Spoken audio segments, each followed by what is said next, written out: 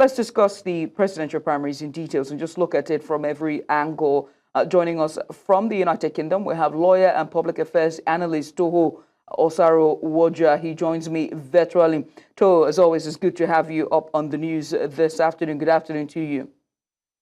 Good afternoon, Judith. Are you a National fan by any chance? I should tell you congratulations. I just want to know. As a matter of fact, I'm not a football fan, but since I'm in the UK, I belong to the football club of the locals. When I was in Warri, I belonged to Warri Wolf. So basically. All right.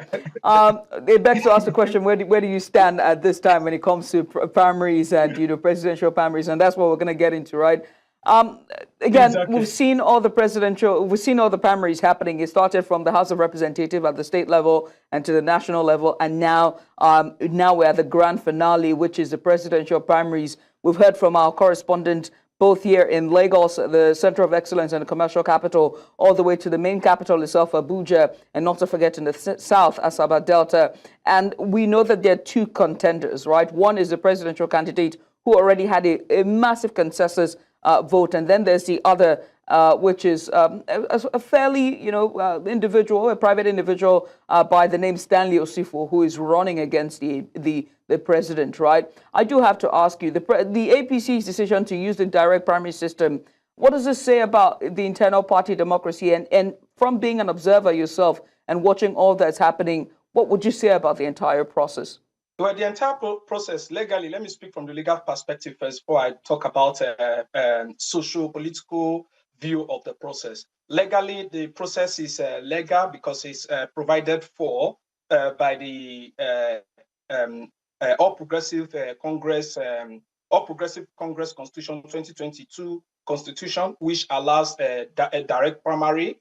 And also for people who are to participate in that direct primary, they must be financial member of the party. That is provided for by Article 9 of the APC Constitution. Then also, if you look at the Electoral Act 2026, if you look at Section 84 and Section 86 of that particular law I just quoted now, only provided for consensus and direct primary.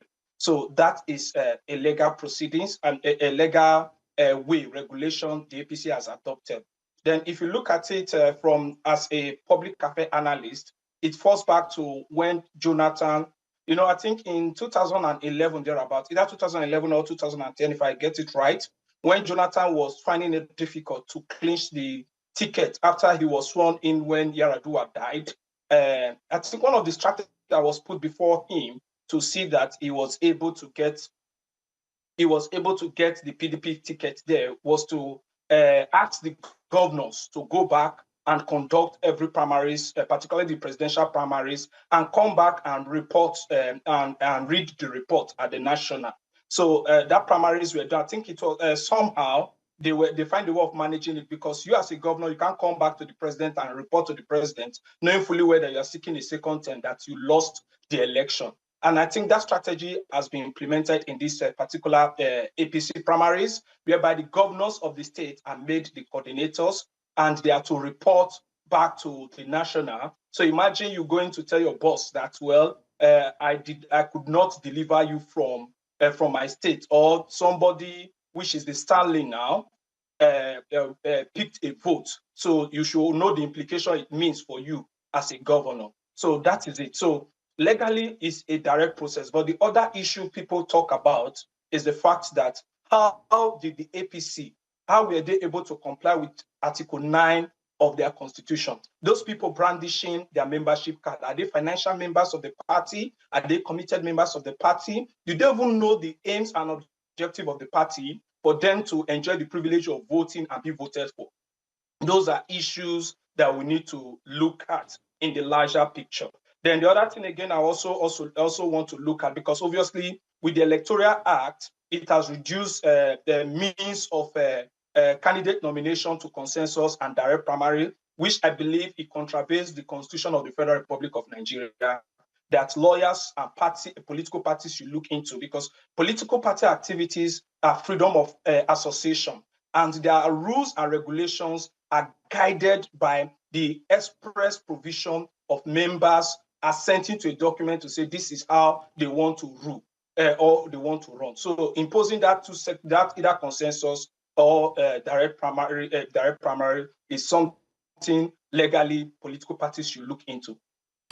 And let's talk about, you know, the legality, but most importantly, the credibility and transparency of such processes. I mean, you just cited from, you know, from President Goodluck Jonathan's term when he was trying to get back in after filling in after the, you know, the demise of President Yar'Adua. And now we're seeing this play out again. But then what does it say about transparency and credibility? Is this not a form of I don't want to use the word strong arming or cohesion, but there is power that plays out in such a process if the governors are the one who are, you know, sort of in there making sure that they're able to deliver on their promise to their bosses. And in this case, I mean, we look at Borno, for example. The Borno state governor is the returning officer for his ward, and that's Mafa Ward. What does it say about credibility and transparency, given all that is playing out? Well, the credibility is something we didn't participate in the process, so we won't be able to question the credibility. Then if you look at it holistically, when we talk about the perception towards this process, yes, the perception can be questioned. Just like I said earlier, the constitution of the APC stated the categories of people to vote and be voted for.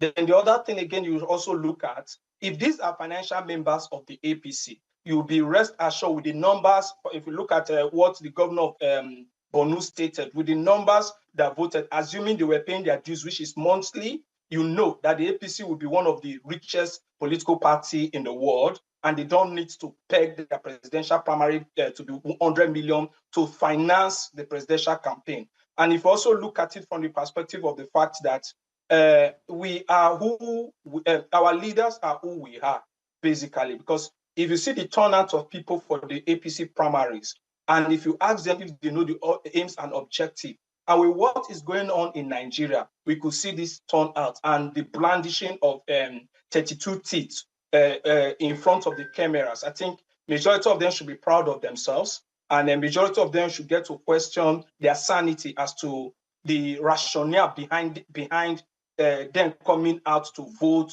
to participate in such a party who has put us in a state we are in now. I'm not saying that the APC is a bad party, but I'm just saying that with what is going on in Nigeria now, we least expect, or I as a person, least expected the turnout that is coming out. So now you come to the question, you come to the issue of the fact that the problem of our electoral processes is not even the INEC now. With what the direct primary has exposed to us, it's not even the INEC, it's the individuals. And I'll tell you, even in the UK, yeah, that perception also run in every Nigeria in terms of how they see things, in terms of how they relate to things. And at the end of it, you see some of them now brandishing their teeth to go to night vigil.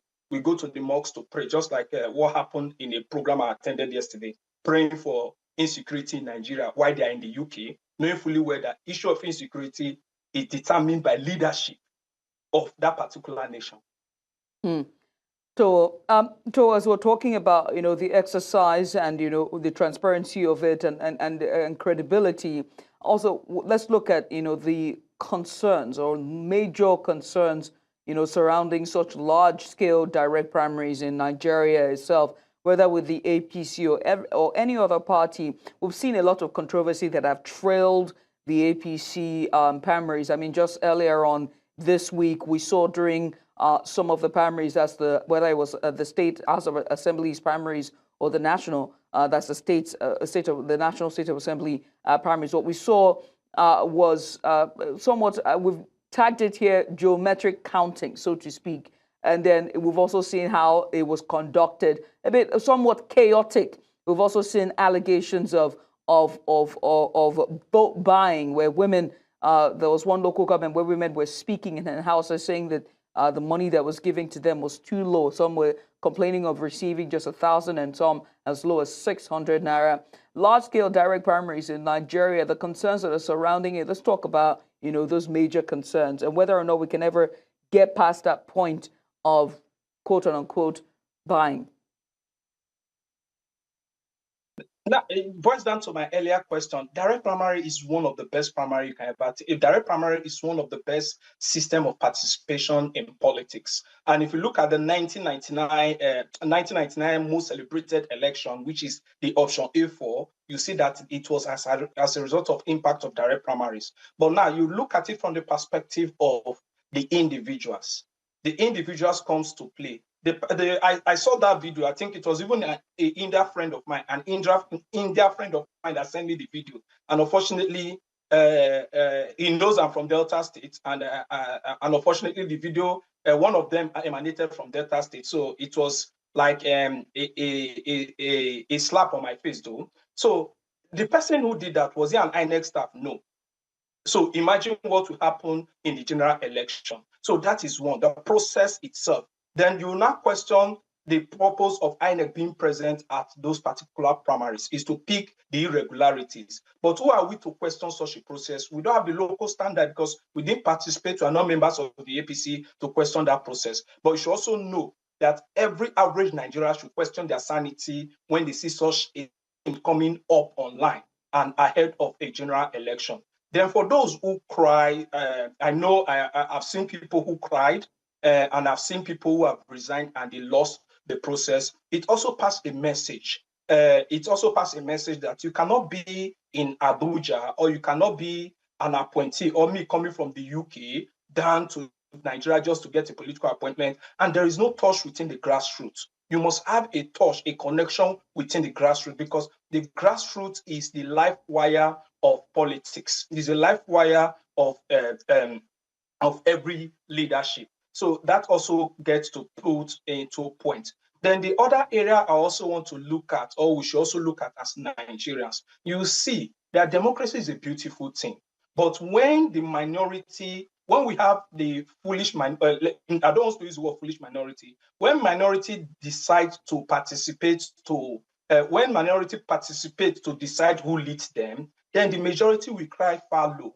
Because if you look at the turnout of the APC primary, we have lots of people who are neither here nor there, who do not belong to any political party, and some of them even belongs to political party. It's left for them at this critical point in time not to stand in the fence. They must participate. You must not necessarily be a card-carrying member of a political party to participate, but this is an eye-opener for what is going to happen in 2027. So it's something we all need to look at. And I thank the media for bringing out all these loopholes and all this strategy that is ongoing in the APC primaries. Yeah. Now, earlier this week, we saw a statement from the National Working Committee of the APC. Now, some part of the party have said, they don't know who brought it out. Another sector or some other states have said, oh, of course, it will happen. But the National Working Committee, that statement has said that anyone who's announcing results within their quarters should be disregarded. The only results that will be affirmed will be the results from the National Working Committee themselves. But then you also did cite some persons who were displeased about the exercise itself, who did not come out victorious or didn't clinch the ticket to represent either their constituency, their ward, or at least come out victorious in the primaries. And they've said that the National Working Committee will have a panel to address all of this. I want you to talk about that briefly, right? Because at the core of this, besides internal democracy, also is politics, right? So where does the intersection of it, where do we blur the lines? And how do you think, justice will be meted out, or in some sense swept under the carpet to keep it within? Because from what analysts have all said is that this house that we're seeing, this broom that the APC is, might just be disintegrating at the center. Is it true? Well, with what happened in PDP, do not say never in APC. As a matter of fact, a party without an ideology, if you ask an average APC, I have a friend who left Birmingham, though he lives, Birmingham is a city far from me. He left Birmingham to Nigeria. He's currently in Lagos now to participate in the presidential primaries. And the last time we had a chat and I asked him, what is the aims and objective of APC? He just jokingly said, on your mandate, we shall stand. That is the aims and objective. So let's bring in politics and let's bring in internal democracy. Now, if you look at it, membership of every political party, including that of President Bola Ahmed Tinubu, has to do with the world level. Do you understand? That is internal democracy. Now, with those people queuing, what were the process of verification? Are their name in the world register? That is the first question. You talk about internal democracy. Then who verified them? Is anybody can brandish card? As a matter of fact, I can with the advent of technology, it can be printed out and brandished. Do you understand? Then is the numbers announced? Is it corresponding with the world register? That is that. What are their dues? How is their finance? How is the finance commitment of those members? Then when you look at the politics now, the politics aspect of it is that Nigerian politics is built around either tribalism, religion, and nothingness. Though in the UK, immigration is part of the core of politics, but in Africa, ours is so bad is tribalism and religion. So this is where it comes to play. That comes to play as to the politics is at that point in time, what are the subjects of conversation? What role are you? Are you religiously inclined to the grassroots as to against what is attainable in developed world, to your impact as to governance, or you are tribally inclined to the grassroots? So those are the dividing line in the politics. So anything other than these two stigma in African politics, nothing else again plays. Intellect does not play. Your inputs does not play. Do you understand? Whether I think it's from your radio station, your TV station. There's this popular whether Baba is share something like that. Godfatherism comes to play. So those are it. But for internal democracy, you could see that with the direct primaries, the ward chairmen are the key players compared to as you go up, you lose touch with the ward. So you need to come down to that word to do things. But we all know what the African is. Those who were being given 1,000 naira, 1,000 naira, which cannot afford a bottle of any of these soft drink in Nigeria, participated to vote for one person or the other. But the person who has good intention to better the life of those people, we're not voted for because it has no 1,000 to give. Why some are within 10,000? So these are issues of not even the leaders. They are issues of the grassroots, the people, the mindsets over what they believe as politics. So I must say thank you for taking out the time to join us. We wait to see whether, we wait to see as other parties will be conducting their primaries in the coming days or weeks. And then at the end of the day, we'll know who will be in the running to the Aso Villa. Once again, thank you so much for joining us. That's Osara Woja there too. Osara Woja is a political analyst and a legal practitioner joining us live from the United Kingdom.